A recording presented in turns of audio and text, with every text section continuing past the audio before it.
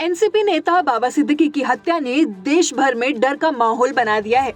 खासकर पूरा मुंबई शहर इस घटना से दहशत में है। बाबा सिद्दीकी की हत्या के बाद से सलमान खान की सुरक्षा भी बढ़ा दी गई है, क्योंकि हर बार की तरह इस बार भी इस बड़ी घटना की जिम्मेदारी लॉरेंस बिश्नोई गैंग ने ही ली है।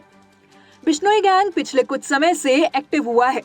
मुंबई में सलमान खान के घर पर फायरिंग करने से लेकर कनाडा में एपिडिल्लो के अपार्टमेंट पर गोलीबारी करने तक की घटना के बाद अब एक नेता की हत्या करना कई बड़े सवाल खड़े करता है।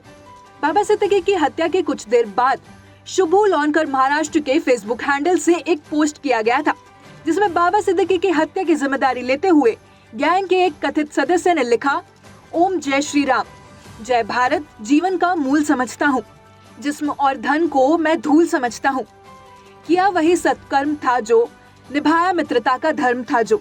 आगे पोस्ट में लिखा था, सलमान खान हम ये जंग नहीं चाहते थे, पर तुमने हमारे भाई का नुकसान करवाया। आज जो बाबा सिद्दीकी की शराफत के पुल बांध रहे हैं, ये एक टाइम था जब दाऊद के साथ मकोका एक्ट में था।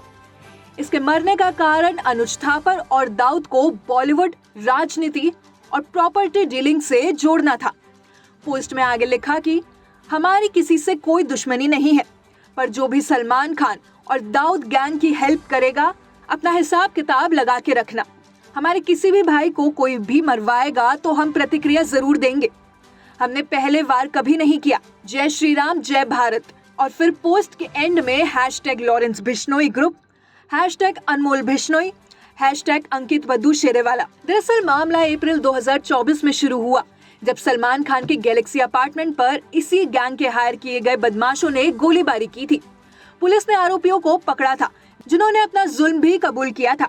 साथ ही गैंग ने पोस्ट कर उस घटना की जिम्मेदारी भी अपने सर ली थी। इसके बाद 2 सितंबर 2024 को कनाडा में एपिडिल्लो के घर के बाहर ताबड़तोड़ गोलीबारी हुई थी, जिसकी जिम्मेदारी लॉरेंस बिश्नोई और रोहित गोदारा गैंग ने ही ली थी। और एक मैसेज के जरिए गैंग ने हमला करने के पीछे की वजह ये बताई थी कि सिंगर ने अपने गाने ओल्ड मनी में सलमान खान को लिया था। अब सलमान खान के घर पर हुई घटना के बाद महाराष्ट्र के मुख्यमंत्री एकनाथ शिंदे ने सलमान खान की सुरक्षा बढ़ा दी थी और उन्हें Y+ सिक्योरिटी दी गई थी। लेकिन अब बाबा सिद्दीकी की हत्या के बाद से सलमान खान की जान पर खतरा और बढ़ गया था, जिसके चलते घटना के बाद से उनके घर गैलेक्सी के बाहर भी पुलिस बल तैनात कर दिए गए थे। सुरक्षा के मद्देनजर सलमान खान को बाबा सिद्दीकी के अंतिम विदाई में शामिल होने के लिए मना कर दिया गया था, लेकिन इसके बाद भी सलमान खान उनके अंतिम विदाई में सिक्योरिटी के साथ शामिल हुए थे। बाबा सिद्दीकी सलमान खान के बेहद करीबी माने जाते हैं।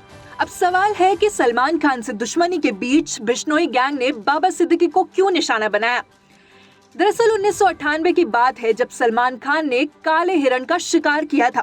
जिस वक्त उन पर आरोप लगा था कि उन्होंने हम साथ साथ है की शूटिंग के दौरान शहर के सटे कानकनी गांव के पास 2 काले हिरणों को मारा था।